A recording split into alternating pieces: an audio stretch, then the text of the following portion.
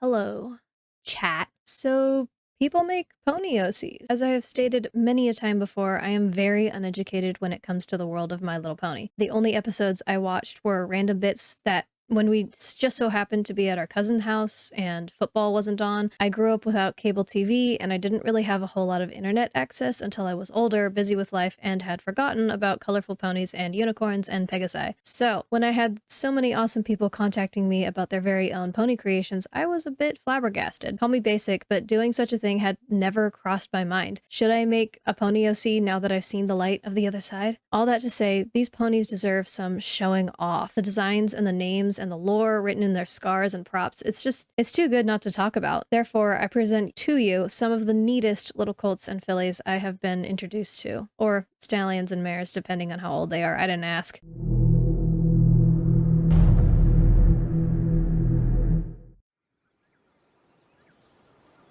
My first ever commission for a pony, and my first time hearing that they could have robotic limbs, was brought to me in the form of Black Cherry. She was the glitter bomb of delight on my porch the day of her reveal. She was just a treat to draw, and the person who contacted me was just very sweet and eager to see what I could offer. Honestly, all the people who contacted me were just amazing. They were super understanding when I was really slow, complimented every step I revealed. Each were very clear about what they wanted to see, and it really made the entire creative process a delight, just much easier and enjoyable than I could have ever expected. If you have an awesome character, wink wonk, that you would like to see me draw, be it human, anthro, robot, pony, dragon, anything, you can find me on Discord and Patreon or Instagram, though I'm not on there a lot, and I'd be honored to either help bring your character to life or redesign someone that you'd like to be spruced up. Anyway, back to Black Cherry. The reference image was just adorable. Look at this. It's super clear and saturated, the dark pinks and the reds and the grays, I really love the colors. I had a couple more instructions about a blue bandana and a cowboy hat, which they kind of scared me at first. I had no idea how to draw a hat, but I snatched a reference and she just looks sick with it. 10 out of 10 choice here. After working out budgets and pricing and such, I was told that Black Cherry is the tank of the skies and to give her sturdy hooves, a strong build, and Appaloosa patterns all over. Her pose was to be powerful and her expression a bit cocky and almost flirtatious. But a lot of the orientation and creative choices were left up to me, and I appreciated the freedom that I had. I knew immediately that I wanted to show off that metal foreleg despite my longing to emphasize the robot wing and eye. I had to sacrifice. There was a bit of a time constraint as well, and the robotic foreleg was just too appealing. I can't help but wonder about her backstory. All these scars and the metal limbs, something just ought to have happened. Some sort of war outbreak AU, something. Alright, well, here she is. I really enjoyed experimenting with Cherry's metal foreleg. I love making robotic limbs look like bone. I kind of did the same with her wing too, but I blacked out the wing as a stylistic choice. But I added some gaps and cool things. I really tried to incorporate scars all along where the limb would be missing, and I added a shoulder-mounted bit to hug close to the skin and provide more stability. I do wish I'd had the time to render her mane and tail a bit more, alas, but overall, I'm pretty pleased with everything. Bandana, slaps, hat, sick. The lighting and the colors to show off her robot bits, it really did turn out cool. So thank you so much to the person who contacted and commissioned me for this opportunity, and let's move on to Skye Setter. Now, this is kind of a funny story. The two people contacted me at the same time, around the same time, for commissions, and both were commissioning about the other person's pony character. They knew each other behind the scenes. So the person contacting me about Black Cherry created Skye Setter, and Black Cherry's owner was wanting to surprise the other person, and it's all kind of tangled up, but I just found it hilariously sweet. Anywho, for context, I really like drawing pegasi with feathered crests and tails, rather than regular manes and stuff and the like. I also like to put feathers on the ankles, just tying feathers in all over the body. The person commissioning me about Skye Setter requested I design her with a crest and tail in my signature style while keeping the beautiful fade along the feathers. I mean, for real, look at how each color bleeds into the next. The whites and the gray of the body let the colors of the feathers shine. Also, and I'm just loving the facial markings too. It makes her face almost have a skull-like appearance, and it just gives, I don't know, the socks, they give a very nice breakup to color. I don't know. They're nice. And I'm just gonna slip in here to thank my members, Pion's team, and Need the Fallen Moon Tiger, real quick. These awesome peeps are helping me keep afloat while I recover from injuries and can't work, so thank you guys so much. I appreciate your continuous aid. It's really enabled me to focus on commissions in this rocky life period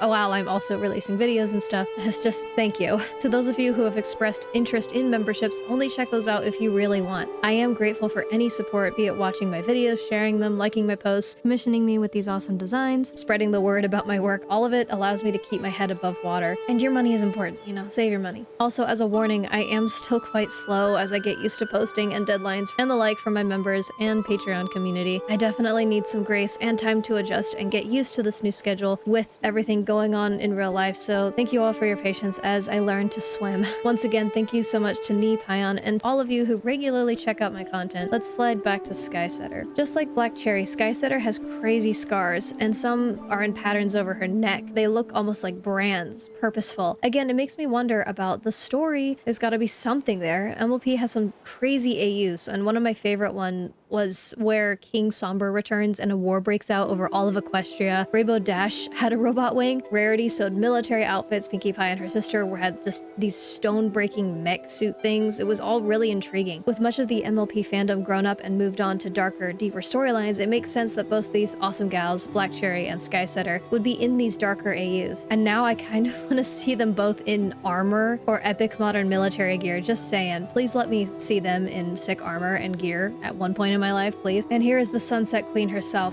Gorgeous lass, beautifully light. I also love that the person commissioning gave me specific instructions like, note, this one is lankier and taller, whereas Black Cherry is like thicker and sturdier. So I love the opportunity to get to try both kinds of body types. I can honestly see her tearing up the skies with Black Cherry darting to and fro among the clouds. The fading feathers were honestly a great choice. I almost didn't blend them in. I almost separated them. That would have been the wrong choice. Again, the colors, the scars, delicious. I wish I could have rendered or added some sick trimmings and accessories, but she honestly looks perfect enough as herself. What do you guys think? Anyone have a favorite so far? The third, I think, commission, Watermelon Punk and Apple Glaze. These guys are brothers, just adorable. Look at them. They're in Ponytown. Their creator wanted a playful pose with both of them, showing their relationship as brothers. I confess I thought they were sisters at first, which my bad, but I was shortly corrected, and I hope I'm not wrong. I'm relieved I didn't draw like emphasized eyelashes because, as you know, eyelashes are purely female. Their creator requested some spotted patterns on them both, along with a curiosity about some cutie mark designs. They were curious, like, could I make some cutie marks? Because Ponytown doesn't have cutie marks. Their creator also liked my suggestion to draw them with my signature kinda earth pony attributes, feathered thick legs, sturdy bodies, larger muzzles. I experimented with the requested body patterns, adding fades and adjustments, lighter bellies, and the like to make everything more cohesive. Just as a tip, I wish I could put more tips in my video. I should put more tips in my video. If you're looking for a way to make bright colors on ponies or cartoon ponies look more either realistic or complicated, or like you took lots of time to make it look cohesive, try lightening the belly a little bit while darkening the upper parts of the body and extremities. So like their back, their withers, their shoulders, legs, and muzzle, etc., while their chest, neck, underside, and their belly is lighter. And it helps give the colors dimension, variation, and a touch of realism if that fits in with your style. The entire creating process was honestly super smooth, and I have hardly anything to talk about for these guys. They were really cute to get to know. I enjoyed the chance of drawing younger foals, just frolicking. Honestly, I'm missing out on drawing character interactions. There's so much to learn here and improve upon, and I hope to get better at drawing 2 or more characters within a scene. Thank you so much to the creator of these 2 for this opportunity. I love the names, love the experience, adore the final outcome. Just all around 10 out of 10. Would work with you again.